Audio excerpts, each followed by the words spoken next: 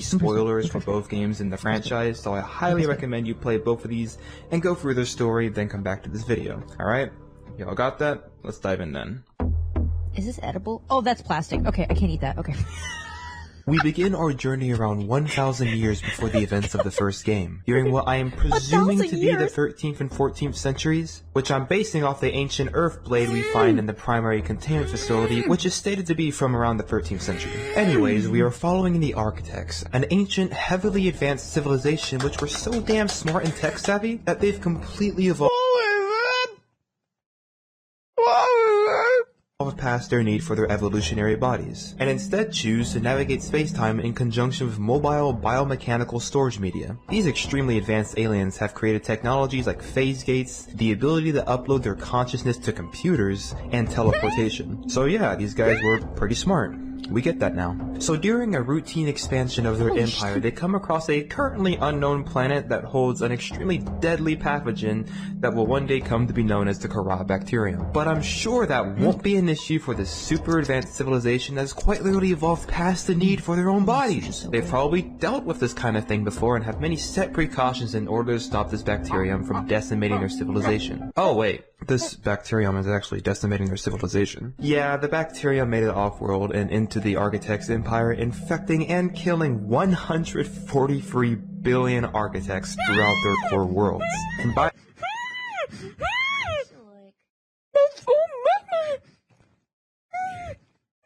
the way, this is only confirmed deaths. Just saying. With their species now teetering on the edge of extinction, the Architects begin setting up research outposts on distant planets, hoping to study and find a cure for the Kara. It is on one of these research outpost planets that our story begins. The Architects arrive on planet 4546b, located in the Ariadne arm of an unknown galaxy. There, they begin— That's still less than you're dead. You can't do this. In constructing multiple facilities in a long dormant volcanic crater to begin studying the Kara bacterium. This of course includes the disease research facility to test the bacterium on the native species, the quarantine enforcement platform to shoot down any incoming or outgoing craft should shit go sideways, and the alien thermal plant in order to harvest the planet's natural thermal energy as cheap easy power. The disease research facility is also where the Architects begin building workers, biomechanical robotic creatures created from combining tons of off-world species with their own technology to create programmable guards and hunter-killers. They also build some caches, a fabricator base, and a phase gate in Sector 0, a frozen continent on the other side of the planet. This will be important. Thank you for the raid. I'm so sorry. I almost choked on my food because I didn't know you were going to be here. Thank you so much, lovely Pharaoh.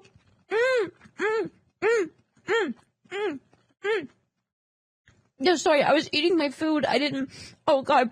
Anyways, hello, welcome, blooded raiders. Hi. My voice is very fucked right now, so don't mind the way I sound, but,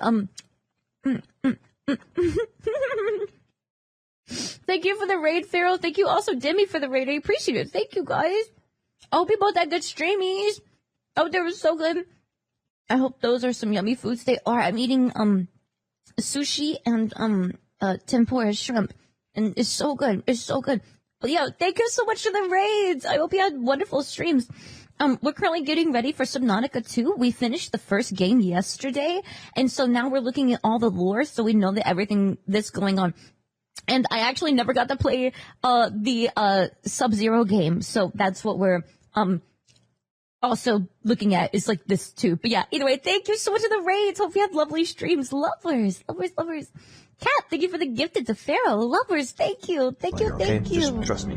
The Architect research mission is being led by Al An, an esteemed Architect scientist who has made many scientific contributions that his species admires. Okay, cool. Ooh. So we got a high-profile research mission being led by a well-admired and esteemed alien scientist. I'm sure all the bright minds in this mission won't make any fatal miscalculations that will lead to the bacterium breaking out and causing a major mass extinction. Anyways, while studying and testing the bacterium and many different native life forms, they discover that a species of Leviathan known as the Sea Emperor Leviathan Leviathan is producing an enzyme known as enzyme 42 that is effective at stopping the Corabacterium and could be turned into a cure. Thus, they construct a final facility in the depths of the volcanic crater known as the Primary Containment Facility, where they bring a nursing Sea Emperor Leviathan and its 7 eggs to study them. Now is a very good time to mention that the Sea Emperor Leviathan is capable of telepathically communicating Chat, this shit scared the fuck out of me whenever I see this. It scared me so bad. with other creatures, and is also very, very old. Right now it's around 1,600 years old. So while she can produce enzyme 42 by herself, it's a crappier version that only delays the bacterium. So Al-An and the other architects set their sights on her 7 babies, which they think when hatched will produce a much better enzyme for combating the bacterium. Alright, so they get to work, but are unable to make the eggs hatch. They dissect one of the eggs, but the baby Leviathan dies during the process, making its enzymes unusable. They took one of the other eggs for testing, but still couldn't elicit any hatching response from it. This is because the eggs require another substance known as hatching enzymes, which requires plants from numerous biomes that are the Leviathan's natural habitats. The Sea Emperor tries to communicate to the architects to tell them this, but they can't hear it. I'm gonna chalk it up to the architects being cybernetic biomechanical beings. Because of this, their attempts to force the hatching fail, and they attach the remaining 5 eggs to an incubator whilst they figure out their next move. Needing a way to elicit a hatching response from the Emperor eggs, Al-An notices that another Leviathan named the Sea Dragon is quite closely related to the Sea Emperor, which makes him think that if he incubates their eggs, he could figure out what can make the Emperor babies tick. Disobeying the directive from the Greater Architect Network, Al-An steals Sea Dragon eggs from a breeding adult and takes them to the Disease Research Facility in the Lost River. Whilst Al-An's theory wasn't wrong, this move pisses off the Sea Dragon parent, of course, and it tracks down its eggs to the facility. It immediately attacks the facility by ramming into the exterior anchor cables and causing the facility to begin sinking. Breaches in the wall of the That's why that happened! That's why that happened! Okay. complex begin releasing the Corabacterium into the environment, infecting numerous species. I cannot begin to express how unbelievably stupid Al-An was for this. The architects were obviously on the planet for a long while in order to build all of these facilities, including 2 right smack dab in the lava zone, meaning Al-An and the other architects were well aware of how aggressive the sea dragons were. Stealing eggs from an aggressive, carnivorous, Godzilla-sized underwater lizard that breathes fire has absolutely got to be the dumbest possible route the architects could have taken. As far as we're aware, the facility doesn't have any defenses besides warpers and probably some generic laser rifles, meaning Al-An was beyond dumb to bring the eggs here and not to a facility. Why did they have better facility fucking the shooty pooty thingies? Like literally they got them big ass lasers they can shoot in the sky. Why don't they have like big ass lasers they can shoot a big fish? Further away from the lava zones. Seriously, if he ever gets in contact with his species again, they should unironically delete his consciousness as punishment for completely screwing over their best shot at a cure and causing the near extinction of their species. Okay. Oh my god. Rant over. The sea dragon, being severely injured by the attack, dies shortly afterward in another area of the Lost River, and the bacterium begins infecting everything on the planet. So the architects initiate a planetary quarantine, they begin evacuating, they activate the quarantine enforcement platform, and order all of their warpers to begin killing creatures infected with the Kara. Some upload their minds to the many caches around the crater, while many others just succumb to the bacterium. Al-An, meanwhile, gets his consciousness uploaded to a very special super storage media in a cube in Sector 0. As for why, I have no idea. He doesn't deserve this special storage since he completely fucked over this operation. Anyways, yeah, the Corabacterium spreads across the planet and initiates a mass extinction event, killing off many species including every last wild sea emperor leviathan, after destroying their food source. The survivors will be forced to rapidly adapt to the extinction event, which is helped by the sea emperor training peepers to carry her shitty enzyme 42 to the surface, helping life at least survive in the crater surrounding her prison. After this, it is presumed that the architects just went extinct, although maybe some population survived somehow, waiting for a cure to be brought back. Part 2, the expansion, the chapter and the Following Federation. the demise of the architects, we are now going to cut to the near future of humanity, a future in which humankind is beginning to spread across the galaxy. Earth remains the center of humankind in space until something changes everything, the discovery of phase gate travel. This method of faster than light travel enables humanity to expand much further than ever before. The people on these distant colonies soon declared their independence from Earth, which we'll refer to as the Sol Transcope from now on. The discovery of phase gate travel was followed controlled closely by an event known as the Expansion, which is implied by the PDAs to be a massive conflict between many nations in space. This conflict was egged on by a mega corporation known as Altera, who began life as a defense manufacturer in the mid-22nd century. Altera supplied arms to all sides during the war, in order to profit from it and grow its workforce, which by the way is horrendously fucked up. They literally egged on a galactic war which probably killed millions of people by supplying arms to the warring countries. Anyways, Altera later threatens to cease its arms trade, which leads to a turning point in the Expansion and eventually the end of the conflict. It is here that 37 governing entities, including Altera and Sol, sign the charter and transform into trans governments. This also establishes the Trans-System Federation between the Transgovs in order to enforce the charter. With this, humanity continues to expand across the stars. Yuppie! Mercury II disaster. Oh. We're now cutting to around 3 decades prior to the crash of the Aurora, a vessel known as the Mercury II owned by the Sol Transgov, who are in control of Earth's solar system as implied by both its name and the Mercury I just got here. Can we restart? I'm sorry, bro. We can't. I'm II, sharing a name with one of our planets, and who are also implied by some cut data entries to be a fully communist government with a flat social structure, common goods to all of their citizens, and no internal currency. So, yeah, it looks like Earth in this universe is controlled by a fully communist government. Anyways, the Mercury II is returning to Sol, being commanded by Captain Diana with numerous crew members on board.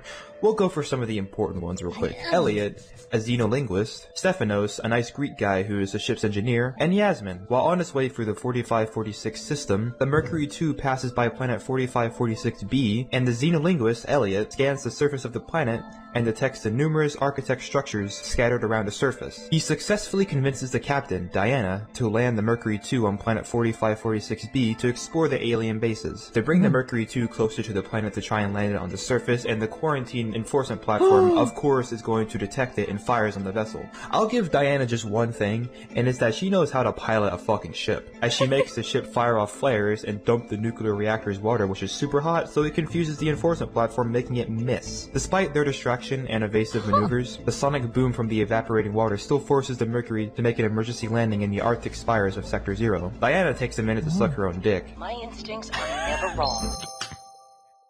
Why did you say that? Why did you say that? Bro, my voice. I can't do this. I can't do this. I can't. Oh my god. Please, thank you for the... Oh god. Oh, can we get some slurp blorp in chat for Diana? Holy shit.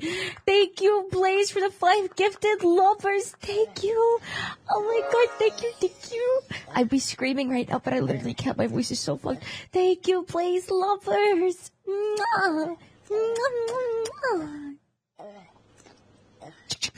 Elliot leads a team out to the water to find themselves some damn aliens, son, while Stephanos leads a repair of the Mercury's damaged thrusters. Whilst out on the ice, Elliot's team detects an SOS, which we will later learn is being broadcasted by Alan, who is still dormant inside that damn cube. They enter the water to follow the signal, and while in there are attacked by the wildlife. Wildlife in quotes. I personally think that they are attacked by warpers. Elliot only describes whatever attacked them as something. They got ripped to shreds by something. But since he is a scientist and would be able to describe a brute shark or a squid shark as being shark-like, but not a warper, which looks much more alien. Anyways, the warpers murder half his team and he somehow escapes with his life. He also notices that the Kara is infecting creatures in Sector 0, showing us that the Kara right now is planet-wide. Meanwhile, people sent out into the Arctic spires are attacked by ice worms, as described by Stephanos, who is literally just sitting on his ass back at the ship, repairing the thrusters and hanging with Yasmin whilst his people are being ripped apart and slaughtered by ice worms and warpers. And if that isn't bad enough, crew members are also starting to show signs of being infected by Kara, alarming Diana, who begins making preparations for an emergency takeoff. So yeah, they had to quarantine the infected crew, who definitely died painful deaths alone in that cave shortly after, or just got killed by an ice worm. Meanwhile, the Mercury II takes off but gets targeted by the enforcement platform again. This time they aren't so lucky though, and the ship sustains a direct hit and is shot down, killing Diana, Elliot, and many other crew members. No. I'm alive. Stephanos saved me. The Mercury attempted an emergency takeoff and everything seemed fine. I was helping the bridge crew with the emergency takeoff since the crew is, well, was short-handed because of everything. I heard the sound of metal tearing and for a split second, everything was tinged bright green and unbearably hot. Then I saw daylight and I was looking down at the ocean and ice. The strongest wind I've ever felt roared in my ears, ripping through the ship.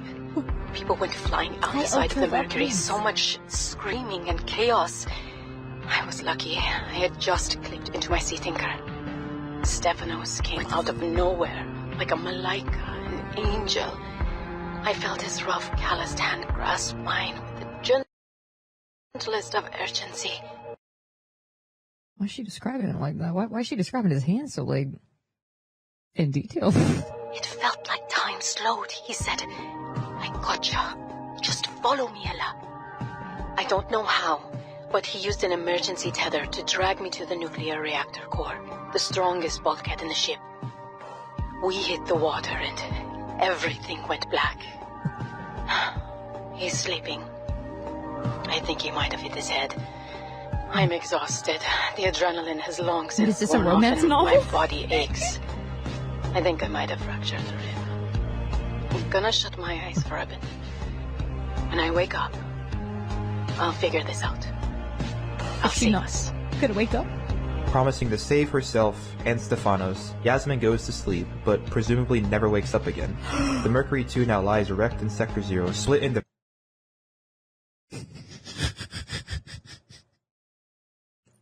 I gotta stop. three parts that are scattered across the frozen continent. I gotta stop. I gotta stop this, bro. Continuing the theme of passing ships getting wrecked by the quarantine enforcement platform, we travel to 1 decade before the Aurora's crash, following the Degasi, a Mongolian vessel piloted by Torgal Corporation CEO Paul Torgal. The Torgal Corp hails from the Mongolian Independent States, a fast-growing transgov that is literally just a galactic Mongol empire. I guess in this universe, Genghis Khan was reincarnated and brought his fellow Mongolians glory by conquering the stars. Awesome. Paul is accompanied by Bart Torgal, his only legitimate son and heir to his corporation. Bart isn't interested in being a stoic venture capitalist though, and is more like me when I play Subnautica, just absolutely obsessed with alien biology. He's also accompanied by Marguerite Meta, a badass freelance mercenary Paul commissioned for extra security, plus 3 more unnamed crew members. The Degasi is on its way to a Mongolian space station in the Ariadne Arm, passes by the 4546 system towards planet 4546b when Paul makes an unscheduled detour to an uncharted planet. A stupid decision that Marguerite is quick to call him out for. I know enough not to take unscheduled detours to uncharted planets. That's something you don't want to learn the hard way. So same deal with the Mercury. The quarantine enforcement platform fires at the Degasi, but this time directly hits the ship instead of missing like it did of the Mercury. The Degasi crash lands on planet 4546b in the crater, killing the 3 unnamed crew members, whilst Paul, Bart, and Marguerite escape in a life pod. They drift in the life pod with some ocean storms outside as described by Paul, and eventually wash up on the shores of a landmass, being held up by giant floaters when the weather clears. The survivors salvage the Degasi wreck for metal and build their first base on the floating island. Paul is ecstatic at finding this landmass with no predators and fresh food among the waves, but Marguerite isn't so sure, convinced that since they're surrounded by ocean, they have no choice but to go deeper. Meanwhile, Paul just wants to stay on the island and wait for rescue, and Bart is forced to act as the peacekeeper between the two. This is the dynamic that will define their interactions through the Degasi storyline. The weather soon turns evil on the trio, and a massive storm hits the floating island, flooding their grow beds. Bart wants to go out and drain the grow beds of the stormwater so, they can actually eat, but Paul refuses, saying his life is much too profitable for him to risk. Marguerite scares the shit out of Paul real quick just to teach him a lesson, and Paul eventually lets Bart go back to the grow beds. You know how to drain those grow beds of 40 tons of stormwater? Or how to conjure food from the air? I know how to prioritize. I'm just saying, if that's so, what's your boy's life worth to you today? If tomorrow you're going to be so hungry you start wondering what he tastes like, let him go deal with the plants. What the fuck? Son, go deal with the plants. Paul responds by threatening to leave Marguerite on the planet, which she just brushes off I love her so much. I love her so fucking much. like a pro. Soon enough, they find an Architect Purple tablet on the beach of the island and surmise that they're not the first ones to come to the planet, with Marguerite correctly assuming the beings to be aliens. A few more days of rain and a landslide later, and their habitat is half buried and food washed away, making Marguerite so pissed she just hits Paul in the face. The trio then decide to relocate to the Jelly Shroom Caves, a very solid base location that has tons of materials and just looks fucking beautiful. Bart is like me when I go to the Jelly Shroom Caves, and it's just admiring all the glowing fish, beautiful jelly shrooms, and deadly crab snakes. Bart wants to build some equipment to study the life forms in the caves, but needs more enameled glass, which, as you all probably know by now, needs stalker teeth. Marguerite listened to the kid and went out to the kelp forest and fought a pack of stalkers for their teeth. Good job taking initiative, Marguerite. You're already doing more to get those teeth than I do. I just wait in my Seamoth for them to drop their teeth for me. Marguerite's also doing more than Paul. You can kill them and take their teeth?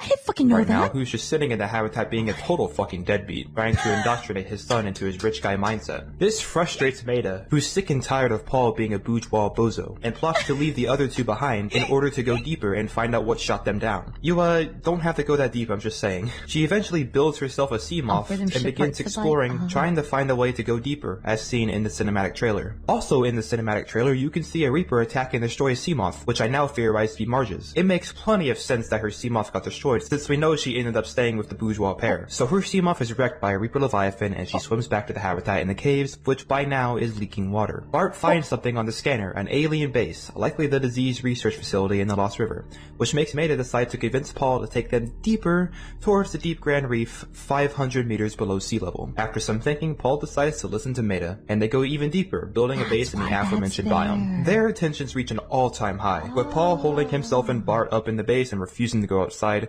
whilst Marguerite wants to go even deeper and find the alien structures. Bart soon discovers that all three of them are infected with the Kara bacterium, which has infected every single creature on the planet by this point. Marge decides to help him by bringing him specimens to study, but usually just brings them in either dead or dying, frustrating Bart's efforts. Marguerite eventually attacks, maims, and tows the Reaper Leviathan to the base on the back of a Cyclops. This act sends Paul.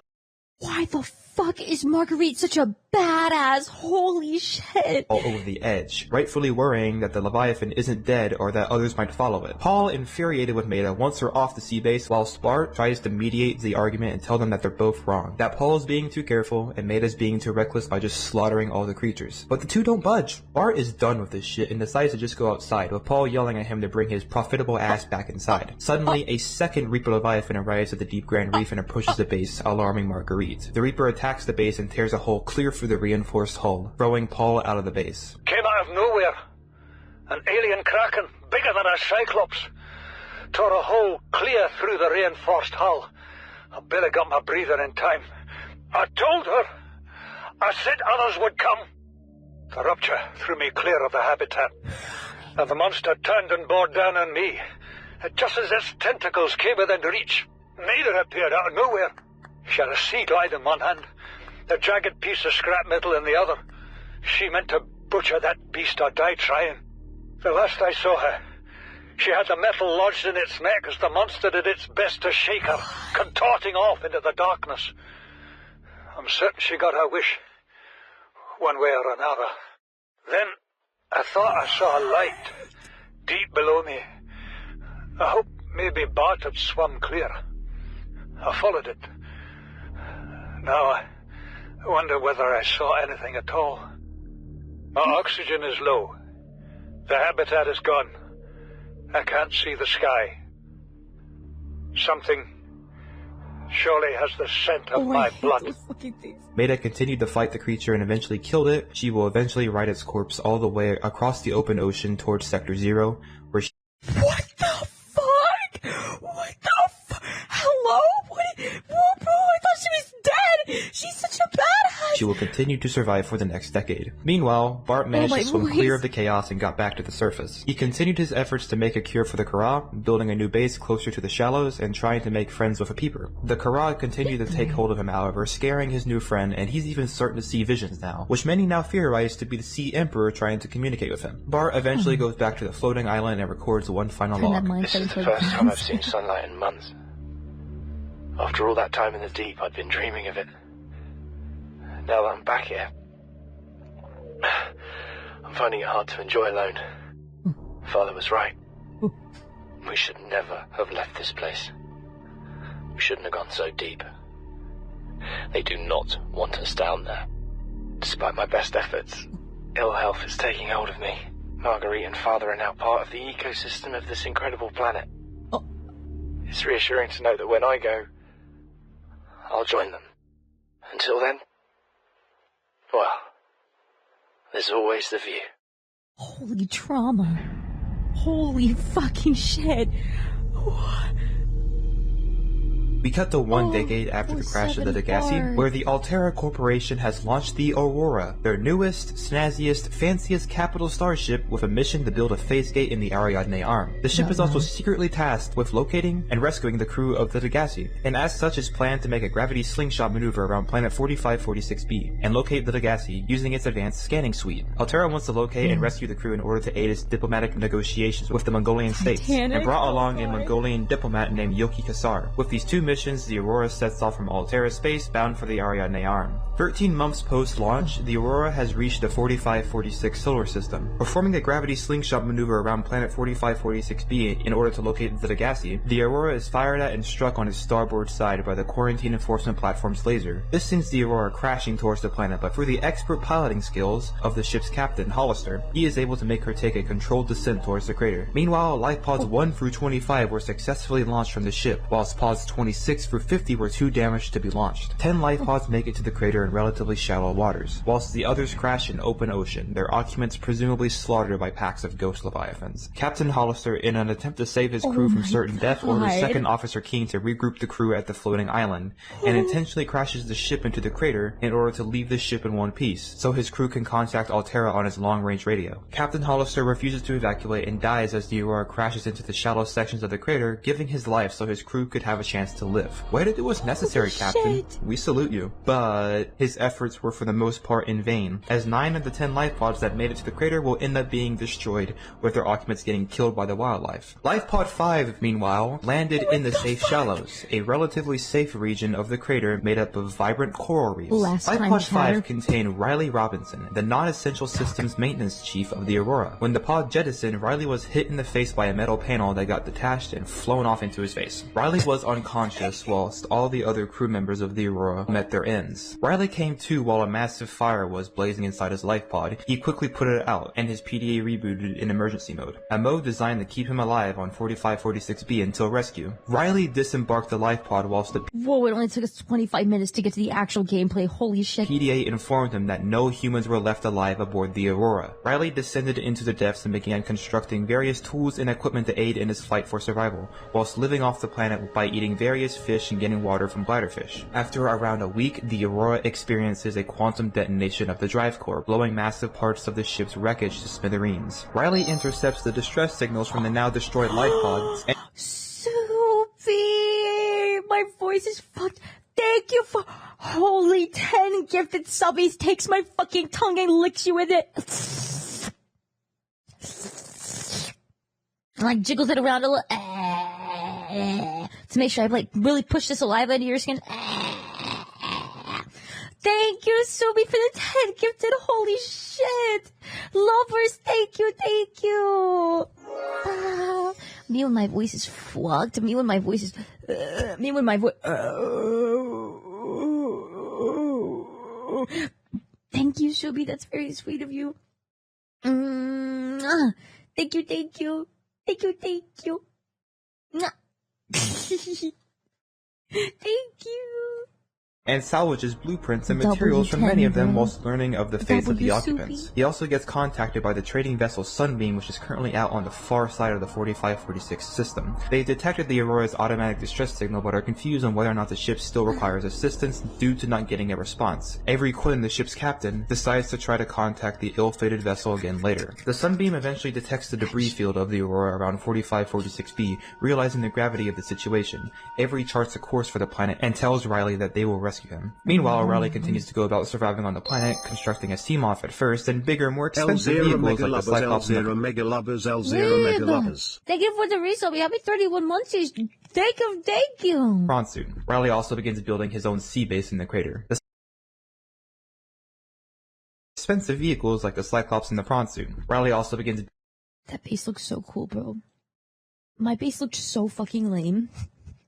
My base was so lame. Building his own sea base in the crater. God. The Sunbeam eventually arrives at 4546b and informs Riley they will be landing at a landmass in the northern regions of the crater. When Riley arrives at the island, he lays eyes upon the quarantine enforcement platform, which then activates and fires at the Sunbeam as it makes its way towards the surface. Oh my god, oh no. PTSD, fuck.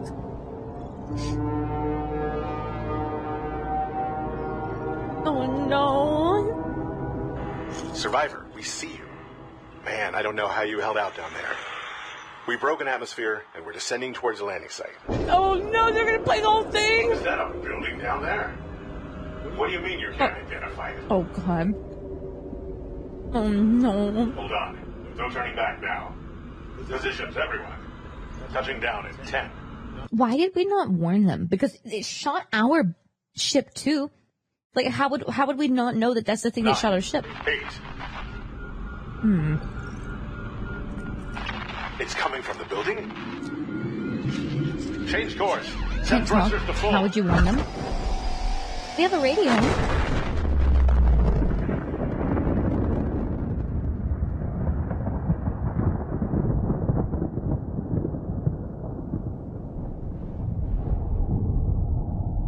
They got fucking evaporated. Oh my god. After the destruction of the Sunbeam, Riley explores the QEP and attempts to deactivate the facility from its control room, but discovers that he's infected with the Kara bacterium and that infected individuals cannot disable the weapon. Realizing now that he is infected with an alien bacterium, Riley you can make explores your own the Aurora. epic base in Subnautica 2 Mega, with blackjack, and fish, yes fish. Gets the blueprint for a Neptune escape rocket that Altera sent to the ship's computer for him, and repairs its blown drive core before descending deeper in search of answers. He arrives at the Lost River, an extensive cave system filled with acidic brine pools, which also contains the disease research facility, where he learns of the warpers and realizes that they are hunting him. With his infection becoming more severe and forming glowing green cysts on his skin, Riley descends deeper into the heart of the volcanic crater, where he learns of the now 2,600-year-old Sea Emperor Leviathan and where it's holed up at. He dodges sea dragons and arrives at the primary containment facility and follows the Sea Emperor's given instructions to hatch the remaining 5 eggs. Just gonna be fish.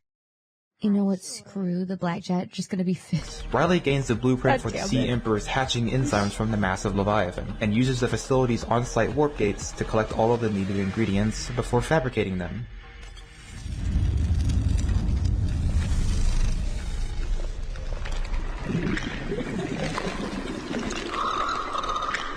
W fabrication. So cute. Oh.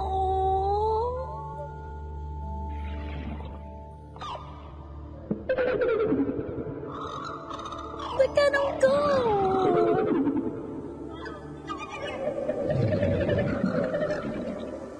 Oh, they're so happy.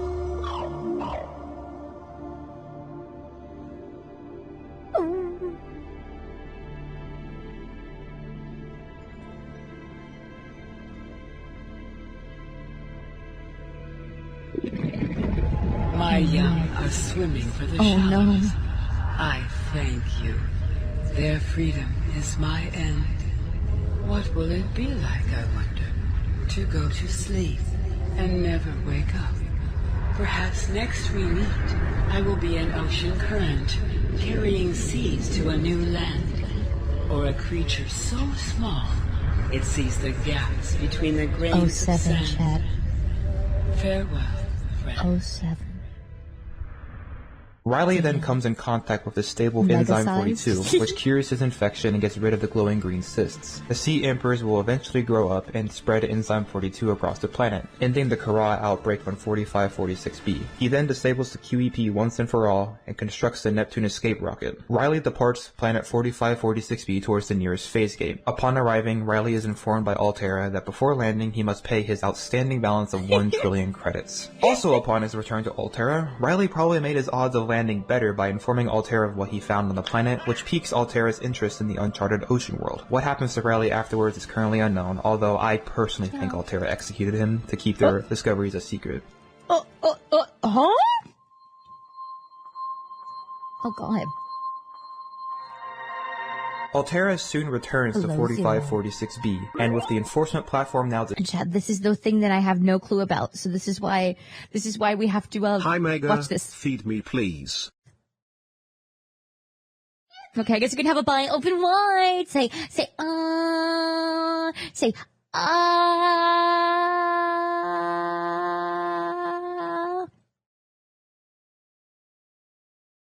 Hatua. Hatua. Hatua. You're welcome. I hope you liked your food. Disabled, and the Kara outbreak contained, they establish a permanent presence on the surface of the planet. Altera constructs several sea bases and— Don't say So now more. that the voices— Fuck! Don't say more. What's the first Oh thing? god. Oh god. Well, I just Below don't see them zero, I overlook. think it's mentioned Riley was given permission to land because he wrote a book. Oh. Looking at extremely important region. It's also possible that they built bases elsewhere on the planet, Wait, although okay. nobody knows is in both. They establish a permanent with the Okay, what is this? Altera Okay. soon returns to 4546B, and with the enforcement platform now disabled, and the Kara outbreak contained, they establish a permanent presence on the surface of the planet. Altera constructs several sea bases in both Sector 0 and presumably the crater as well. I just don't see them overlooking that extremely important region. It's also possible that they built bases elsewhere on the planet, although nobody knows for sure. In Sector 0 in particular, Altera constructs Outpost 0 for studying an architect base very close by, which is the Phase Gate base. Built a station to act as Sector 0's headquarters, and Phi Robotics, a robotics laboratory in the Glacial Basin. Altera hires a bunch of people to be deployed at Sector 0, and the most important one being Fred. Altera also hires Samantha Ayu, a roboticist whose sister Robin Ayu is very distrustful of the corporate trans government due to Altera buying out the research company she works for. Sam still hopes her sister is happy for her though, as she ships out to planet 4546B. While there, she develops a spy pangling, a robotic drone that replicates the appearance of local creatures called panglings. She also gets close to the rest of her group, the Frost Pack or whatever. She also begins to send her spy panglings to watch none other than Marguerite Maida, who has been surviving and thriving in Sector 0. Not all is well in It's Margaret! It's Margaret! Oh my god, it's the badass! Oh my god, hi Margaret. Sector 0, however, as Fred, while out in his sea truck, arrives at a glacier to begin walking over to a base on the ice. While there, he's attacked by a pair of snowstalkers and falls into a hole leading to a cave containing the corpse of a gigantic frozen leviathan. And you guessed it, the creature is infected with Kara, and has still active Kara pustules feeding off the dead creature. Fred reports this back to Altera, who takes a lot of interest in the dead animal and seals off the cave to begin extracting Kara for, you know, science. Altera constructs the Omega Lab in the Lilypad Islands to begin testing and mutating the Kara bacterium. They bring in head biologist Danielle Valenti, who says that the results are promising, that the Kara could give birth to life-saving treatments and a better understanding of the planet. Meanwhile, Fred confides to Samantha that he found a frozen leviathan that's infected with the Kara. She gets her confirmation, however, by interrogating one of the lab personnel who admits that they're mutating the Kara. Sam is understandably uncomfortable with Altera trying to mutate the bacterium and worries that it could get out and cause a galactic outbreak of Kara or end up as a bioweapon in the wrong hands. She starts out by complaining to her higher-ups that she feels unsafe, but they just get annoyed with her and send her off to Outpost 0, which is basically timeout for the employees in this sector. After they send her off to the outpost, she gets desperate. She first records a final message to Robin telling her everything that happened, then somehow acquires Enzyme 42 and manufactures a cure to the Kara? Pretty sure you have to go across the planet for that, Sam, but fuck it, I guess we need plot convenience. She stashes it in a cave, but then ends up meeting with Marguerite Maida, telling her what's happening and what she's planning. Marge calls her out by saying she's thinking too small, and that she also has to seal off the entire cave by bombing it with explosives that she made for fission. Marge decides to also attack the Omega Lab at the same time, so nobody can restart Altera. Alpha, thank you for the reason. Thank you for the 10 characters. Sorry, I'm so fucked. Thank you for the 10 gifted lovers. Thank you. Oh my me when my voice is fucked. Me when I have a voice, but it's like fucked. Holy crap. Thank you so much, lovers, Alpha. Thank you. Me when I kiss you, my lips.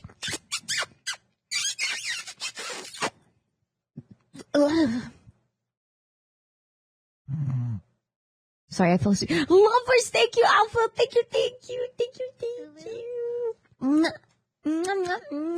Terra's research. Sam heads off towards the Leviathan site and begins setting up explosives around the perimeter of the cave, alarming Parvin, who was patrolling the site. Sam sets off the explosives, collapsing the cave and killing both her and Parvin. Alright, so while Sam died as a result of pure negligence, Marguerite Maida is a pro, and successfully attacks and destroys Omega Lab by ramming it with a sea truck and blowing the main labs up, destroying the Kara bacterium in Omega Lab. After this, Altera evacuates, and sends out a message to Robin informing her of her sister Sam's demise. When Altera actually rightfully blames her death on negligence, Robin remains unconvinced and sets out to find out what really happened. Robin links up with one of her Xenoworks buddies, Cal or something, who takes her to planet 4546b on a spaceship, which you can see in the game's loading screen. Promising to find her way back, Robin takes off in a shuttle with a life pod attached to his back towards 4546b during a huge meteor shower, trailing one of the meteors in order to avoid detection from Altera. This doesn't work out, obviously, and Robin's shuttle gets knocked around by the meteor, detaching her life pod and crashing into Sector 0.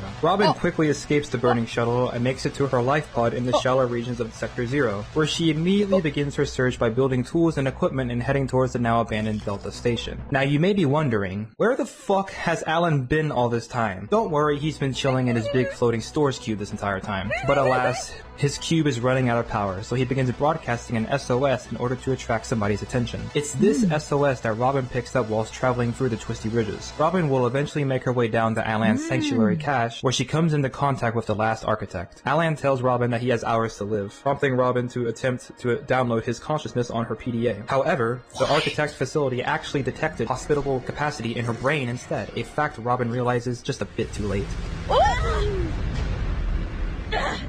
What's happening? Transfer.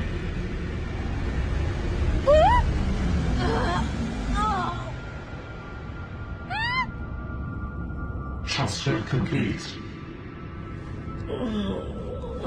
He transferred into her? How do you feel? Why do you sound like you're inside my head? The facility identified hospitable capacity within your cerebral cortex. You are in my head? I offered you my PDA! Get out! Oh no. Does your kind perceive a boundary between cybernetic and organic components? My mind is not a component! You sound angry. We will allow you a moment to process. Don't you go silent on me. Oh. Hello? Oh my god. This isn't happening. This is not happening. Oh? That's the explanation. Oh my It's not god. happening.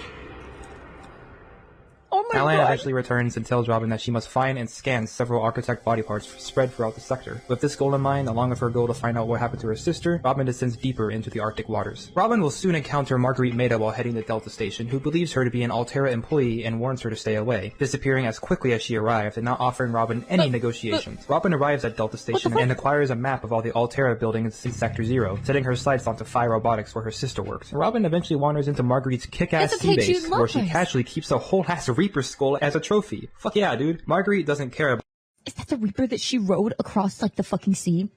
Oh my, she's such a badass. She's such anything a badass. Robin says, though, and says that she should just go somewhere else and disable Architect's communications tower instead. Robin follows Marge's instructions and disables the communications tower, making Marge invite her over to her greenhouse, where she gives her some fruit and information about Sam, where Robin learns of Omega Lab's destruction and Sam's plan to destroy the frozen Leviathan. She also learns of Sam's cure being stashed in a cave. Robin heads off towards the glacial basin to complete her sister's work, exploring Phi Robotics and using her own spy pingling that she fabricated to get the Kara cure from a cave. Using this, she completes Sam's work and cures the frozen Leviathan. That's cool and all, but I think it's finally time we build Alan a new body. With the alien in her head leading her towards his body parts, Robin travels throughout Sector 0, scanning all of the required body parts and acquiring their blueprints. Alan finally leads her down through a crystalline cave system towards the Fabricator Base, a standard medical facility the architects use to construct new storage media. Robin by now has grown suspicious of her new alien friend though, who is dodging her questions about what really happened on 4546b. Robin finally constructs all of the needed body parts and begins fabricating the body. When his body is complete, Robin transfers his consciousness to his new body, and after taking control of it, Alan tells Robin that the escape of the bacteria was his fault, since he obeyed his directive and caused the Sea Dragon to destroy the disease research facility. Despite this revelation, Robin still commits to helping Alan, who is now preparing to return to the Architect homeworld and make amends for his mistakes. Robin commits to joining Alan since she doesn't have another ride, and Alan tells her to meet him at the Phase Gate facility. When she arrives, he makes the final preparations and they go through a warp gate to another part of the facility, where Alan opens the Phase Gate in what is probably the coolest fucking sequence in all of Below Zero. Alan, needing to prepare the ship, enlists Robin's help in moving the energy mass into place, granting her control of 4 Architect arms. Robin accomplishes this, but not without a few mishaps, one of which almost kills her. But she gets the job done, returns to Alan, and watches as he fabricates the Architect ship. Afterwards, Robin comes into the ship. She realizes Alan has been fully integrated with the ship in order to pilot it, and tells him that she's ready to depart. What the fuck?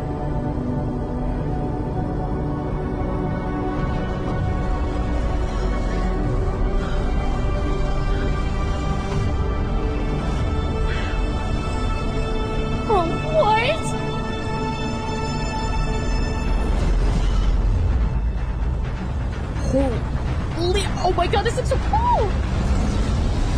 Oh. There's a rock right there. Just want to make sure you guys. What will we find when we get there? If I am the last of my kind, I will experience the sorrow of 10,000 souls dimming.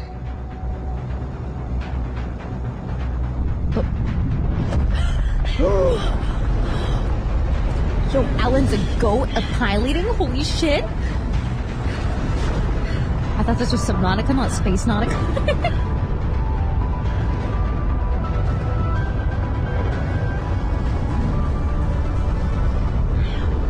Holy shit! And if they survived? With you, I am ready to face whatever awaits. What the fuck? What? And that's the Subnautica timeline done. I really hope you enjoyed it as much as I enjoyed making it. I would like to thank all my members too, including my one Lapis Block member, THC. That's an interesting name.